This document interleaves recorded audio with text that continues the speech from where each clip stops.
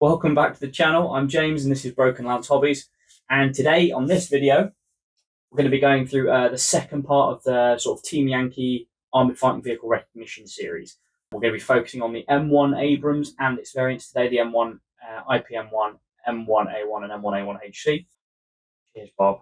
That's the dog growling at me because I'm not giving enough pets. Do you agree? Should give you more pets? Flawlessly cutting back in here after a heated discussion with the dog on why I wasn't giving him enough pets or cuddles. We're going to jump in and we're going to look at the M1 Abrams and its variants on the tabletop.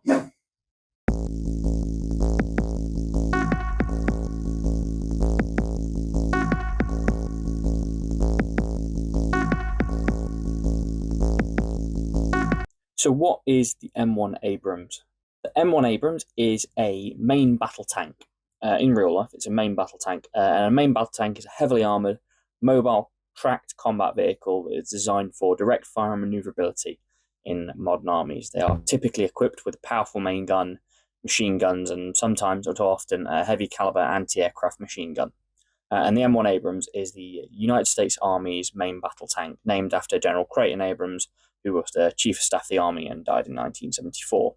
And it is their third generation main battle tank after the M48 and M60 patterns. The sprues, as with all of the Battlefront miniature sprues, pretty easy to put together. They've got the keys and the locks on them. I find that they all go together really well with the larger parts, and then the fiddly bits can be a bit fiddly, but generally not too fiddly. In a single box of World War III Team Yankee Abrams, you can build 5 tanks, and you can build 4 variants of the Abrams. So you've got the M1 and the IPM1 with the 105mm gun, and then you've got the M1A1 and the M1A1HC with the 120mm gun and the extra power plant on the back. So the M1 Abrams, what capabilities has it got? In the modern world, you're looking at a 120mm main gun, smoothbore, not rifled, and that's capable of engaging targets out to 2.5-3 kilometers with a variety of ammunition types. On the older ones, in the initial builds, it had the 105mm main gun, and it also has a 7.62 coax machine gun, which is quite common on all NATO fighting vehicles. And then it can have a 50 cal heavy machine gun mounted on the commander's hatch, and another 7.62 coaxially mounted, not pintle mounted, not coaxially mounted machine gun on the loader's hatch. Some versions also have a 50 cal mounted above the main gun. This is in like an anti-sniper role, but you don't see this much all that anymore. And that's for like the theatre urban standardization or survivability kit. It also has multi-barrel smoke grenade dischargers, and it's got a variety of electronic suites on board for its ballistic computer, such as laser rangefinder and all that good stuff. And it runs with a multi-fuel gas turbine engine, so it has a very distinctive sound when it's operating. Pretty battle-proven engine system and plant system, however, a bit of a nightmare logistically because of its consumption rate on fuel. I think it takes about 1 to 3 gallons per mile. Okay, and in a platoon, an American tank platoon is all about around 4 tanks now. So you'll have the platoon leader and tank 3 in A section, and a platoon sergeant and tank 4 in B section.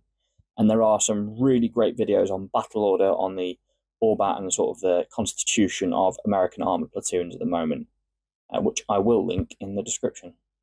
So how do we recognize an Abrams? Using the what method again, we're going to start off with the wheels. So it has 7 road wheels on each side, with a prominent gap between wheel station 1 and wheel station 2. You'll see the drive sprocket at the rear and the idler at the front. This is one of the first indications you can get that the engine is at the back, which is common on most main battle tanks or larger armored vehicles.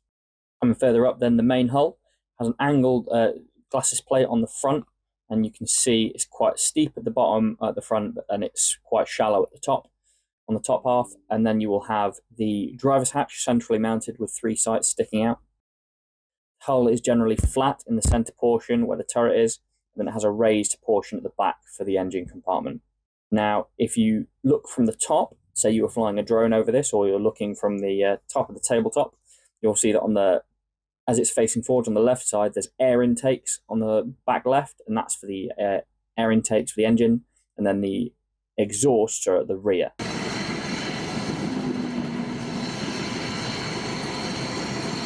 It's also going to have like armoured skirts covering the tracks, or at least the top of the tracks, and protecting the running gear.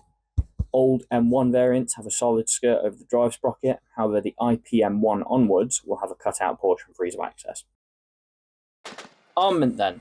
As we covered earlier, it will have either, on the model, you'll have either a 120mm or 105mm main gun. And that's the M1, the IP M1 with the 105mm, and the M1A1 onwards with the 120mm. Now, the way to identify the gun will be the fume extractor. It's a bulbous portion about 2/3 of the way down the barrel. On the 120mm, it's a variant, it's more bulbous. And then with the M1 and IP M1 having the 105, it's a smaller and less obvious fume extractor. The 50 caliber machine gun is going to be mounted in front of the commander's hatch on the right side. So if we sit above the vehicle facing the same direction, it's going to be on the right side hatch. And the 7.62 loader's machine gun will be on the left side in front of the loader's hatch. The coaxially mounted machine gun, you'll see like a tube next to the main barrel. That's where the coax is. And then you've got the multi-barrel smoke grenade dischargers halfway back through the turret, just in front of the stowage baskets. And then the turret, it's a steep angled armour at the front of the turret, which is quite boxy. Again, these welded turrets, from what you can see along the sides, will be the stowage racks. On the early M1s, the stowage racks are quite short and the basket's really short. And then on the IP M1 onwards, they have a longer, bigger stowage rack at the back, so they protrude more. On top of the turret, there'll be the gunner's primary sight. So if you're looking at it from the front and the barrel's pointing towards you, you'll see to your left, the tank's right, the turret, you'll see the like a post box, and that is the gunner's primary sight. Now, on the newer variants, the M1A2, which you can't make a model for from the Battlefront kits, but this is just a good bit of general knowledge, there's an upgraded sighting system that includes the CITV, and that is not the children's programme on Saturday morning for all the Brits in the audience, but is the Commander's Independent Thermal Viewer, and that sits in front of the loader's hatch on the left side, your right, as you're looking at it. And it's best to remember it like a top hat. So it's the new M1s, the A2s, fancier, and they have a top hat. And what a Commander's Independent Thermal Viewer allows us to do is allows the commander to spin around the site and look and identify targets independently of the gunner, so the gunner can then slew on engage once the commander orders him to. Basically a hunter-killer system, very similar to what most modern main battle tanks have.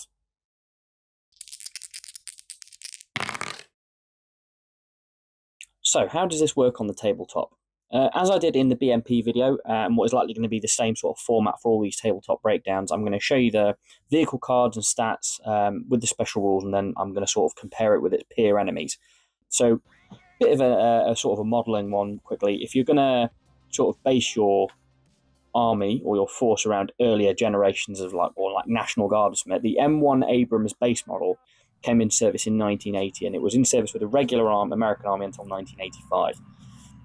Where they fielded the M1 and the IP M1. And the M1A1 started to appear in 1986.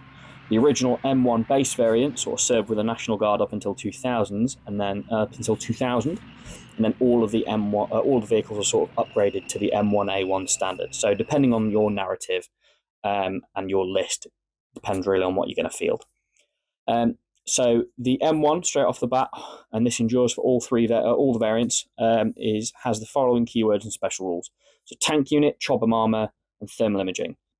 Tank unit is part of the description. There's no actually, I couldn't see in the rulebook where the keyword is for that, so it's just tank unit, and that's sort of a unit descriptor.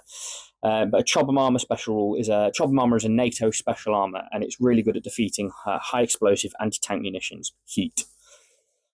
So any unit with this rule has a side armor rating of 16 against heat munitions, which is extremely common on RPGs and missiles. Thermal imaging is it's a game changer on the modern battlefield. It greatly increases crews' abilities to identify and engage targets.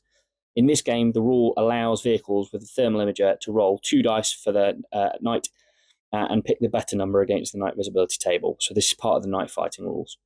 Further to this, troops with TI, thermal imager, I'll keep saying TI, do not suffer the +1 to hit penalties for night and smoke, which means you can see through the smoke in the darkness and in the darkness. And although modern armor does have thermally obscuring smoke, but not in this tabletop. In terms of crew stats, then courage is 4 up, skill is 4 up, morale is 4 up, counterattack is 4 up. However, the M1A1 has a counterattack value of 3 up, and the remount is the 2 up. All Abrams variants are hit on a 4 up as a base value, and then the armor stats for the M1 is 18 frontal, 8 side, unless it's against heat, and 2 on top. Whereas the IPM1 and the M1A1 have a frontal armor of 19, a side of 10, and a top of 2. So the M1HC, however, has a frontal armor of 21, side armor of 11, and again with top armor of 2. And what this really does is it brings it up to sort of a modern standard pre-M1A2 and makes it on par with the later Soviet model tanks like the T-80 with its quite substantial front armor and armor defeating capability. Movement values, which are common on all variants of the Abrams, is a 14-inch tactical move, 18-inch terrain dash, 28-inch cross-country dash, 32-inch road dash, and a 2-up cross. And again, same for all variants. Moving on to the weapons then, this is just sort of I'm not going to really cover the machine guns in this because the machine guns are similar across all sort of NATO vehicles in the game and Soviet vehicles. Machine guns are machine guns in this game. And we will cover them in depth in another video. But onto the main guns then, the key difference in the Abrams for offensive capability. The M1 and the IPM1 have the M68 105mm gun, which has a 40-inch range, a halted rate of fire of 2, a moving rate of fire of 2, an anti-tank of 20, and a firepower of 2+. The main gun has the following special rules, which is advanced stabilizers, limits the crew's ability to assault and shoot machine guns if it moves beyond 10 inches. So it's really useful for that extra 4 inches of movement if you want to engage with main armament, but really not great if you're intending to engage with coax. The laser rangefinder then offers the no to hit penalty for ranges over 16 inches, which makes this a really accurate beast on longer engagements. And if you're playing on like a 6x4 table, you're going to be able to reach out and touch anyone pretty much anywhere at any time unless they're in cover. The only difference with the M256 120mm gun is that it has a higher anti-tank rating coming in at 23/20. So what does that mean? If an M1 engages a T-72 with its 105mm against the front armor, the T-72 must roll at least 4 to save it. If a T-72 comes up against an M1A1 with its 23 anti-tank, then it's almost impossible for it to save. The later model Soviet armor really beefs up its front armor, so you're looking at the T-80 and then the T-72B, and it's going to be much easier to save front armor shots even from an M1A1. So the M1, to summarize, is a pretty hefty vehicle. My visual arts director and director of photography, Bob, is not taking too kindly to this, so he's having to be appeased. They're going to be above standard ability of like they're going to wipe the floor with the T-55s and then the earlier Soviet armor and stuff like that. It's anything with more powerful main guns and anti-tank guided missiles that you want to be worrying about. Pretty much most Soviet armor on the tabletop will have some form of either barrel launched ATGM or sort of on the top that later versions of the anti-tank guided missiles, like the AT-4s and AT-5s. Protecting the armor then is going to come down to combat teaming. You don't want the flanks to be exposed because that's where the side armor is generally weaker. So best way to protect your armor is never to send it in alone. You want to combat team it properly. That's going to be with infantry and cavalry or light armored units to be able to screen ahead of or just push them out to the flanks and protect. The way I've seen it happen in games recently is the armor would be channeled down the center in a defensive posture, basically picking things off at range and soaking up attack from the front. And as the enemy vehicles were trying to push down the side, the infantry and sort of light armored units were able to use their missile systems, so the TOWs on the Bradleys and the Dragons for the infantry, to sort of deny that avenue of approach, which then funneled the enemy armor and the light armor to the sides where they were weaker, so the Abrams could pick them off. It's tactics. It is a tabletop war game. You've got to think tactically to protect your kit. Sending stuff in alone is just going to get it chewed up. Yeah, so Bob still wants treats. But another thing that I really have been inspired to make this video for I've been playing a lot of Gunner Heat PC recently, which is a fantastic game, which is still in the early access stages. They're still building it on Steam, and it's a really authentic game if you want the experience of being an armored crew, but it's not like the hell let loose version of it where you need a full crew to play. You can play on your own, and it's It's the same period as Team Yankee. It's World War III, Cold War gone hot. I think it's a really fantastic game. I hope they do a lot more development. This is not sponsored. This is just, I think it's, if you want to understand World War III, Team Yankee a bit better from the ground eye perspective, probably give that game a go. If you've got a computer good enough to run it and a bit of time and a bit of money, I think it's fantastic. The replay value on it's been really great. And yeah, that sort of brought me back to the AFV side of things, wanting to get back into that and do these videos again. That's it for the video today. Hopefully you've enjoyed it, learned a bit. If you've got any opinions, QCCs, questions, queries, comebacks, please do get them in the comments or get at me on Instagram. And yeah, happy to chat to you about anything. That's me and Bob on this one, signing off. I'll see you in the next one.